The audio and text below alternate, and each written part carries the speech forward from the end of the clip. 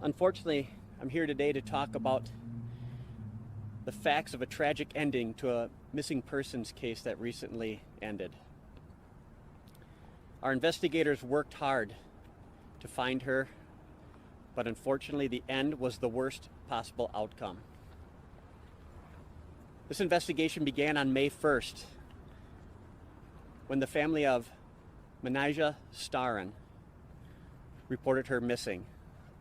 Manijeh also is referred to as Mani by her friends and family.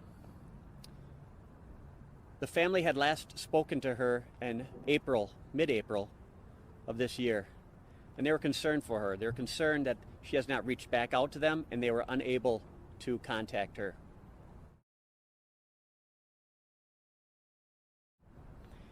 Our investigators opened a case and began looking for her. That search began where she was last known to reside, which is her apartment on the 1400 block of East 7th Street in St. Paul. Investigators went there and spoke to management of the building and eventually executed a search warrant on her apartment.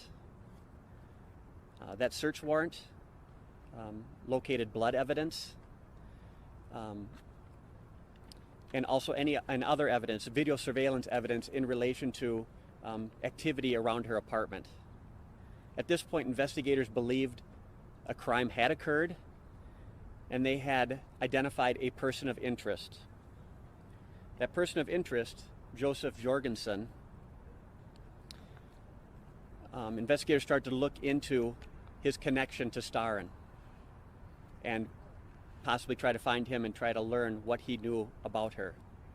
He was the last known person to be in her apartment on 7th Street after her disappearance. The one piece about Jorgenson is that he did not report her missing to police. Instead, he just went on with his life without saying anything to anyone.